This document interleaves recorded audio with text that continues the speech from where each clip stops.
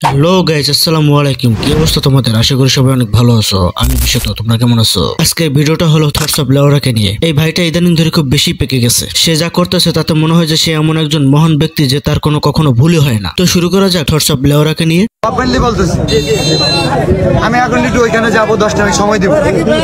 যে মোবাইল নিয়ে আমার মোবাইল টোবাইল ভিডিও নিয়ে একদম আমার ও হলো খানকির পোলা, শহরের বাচ্চা। ঠিক আছে ভাই, ঠিক আছে।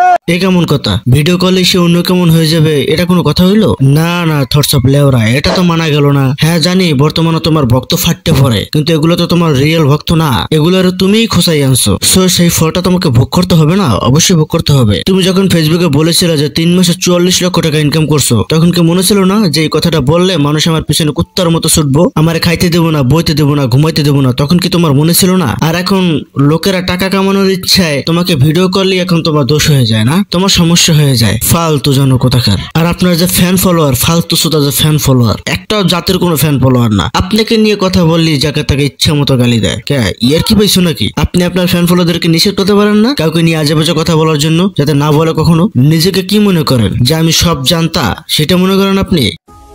থটস অফ বিল্লাল ভাই মাত্র 2টা গালি দিয়েছে, এতেই তোমরা হারিয়ে ফেলেছো ধৈর্য। অথচ এতদিন তোমাদের কত রকম কত কথা সে নীরবে করে গিয়েছে সহ্য।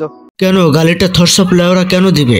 গালিটা কি ওর বাপের সম্পত্তি যে চাইলে গালি দিব? জনগণের ভিতরে তো ওই লোভ জাগাইছে টাকা ইনকাম করানো, তাই না? বাঙালি জাতি তো এমনিতেই অলস, সহজে কোনো কাজকর্ম করতে চায় না, বিনা পরিশ্রমে টাকা ইনকাম করতে চায়। সো কন্টেন্ট ক্রিয়েট করে যদি ভিডিও করে যদি অল্প পরিশ্রমের মধ্যে বেশি টাকা পায়, তাহলে সেটা অবশ্যই করবে। যেহেতু তোমাদের থটস অফ লেওরা বলেছে যে 3 মাসে 44 লক্ষ টাকা ইনকাম করছে, সো জনগণ তো ইনকাম করার জন্য থটস অফ লেওরাকে ভিডিও করবি, কারণ থটস অফ লেওরাকে ভিডিও করলে তো ভাইরাল, আর ভাইরাল হলে তো টাকা, তাই না? যাই হোক গাইস, এতক্ষণ অনেক কথা বললাম। এখানে থটস অফ বিল্লালের ভুল আছে এবং আমাদের মতো কিছু পাবলিকদেরও ভুল আছে। আর সত্যি বলতে আমি থটস অফ বিল্লালকে খুব পছন্দ করি। হ্যাঁ, তার রিলস এর জন্য কিন্তু আমি তাকে পছন্দ করি না। আমি তাকে পছন্দ করি তার ব্যক্তিত্বের কারণে, তার ভালো মানসিকতার কারণে। সে যেভাবে গরিব দুঃখীর পাশে দাঁড়ায়, সেই ভিডিওগুলো দেখলে খুবই ভালো লাগে। আমি চাই সে সারা জীবন এরকম গরিব দুঃখীর মানুষের পাশে থাকুক।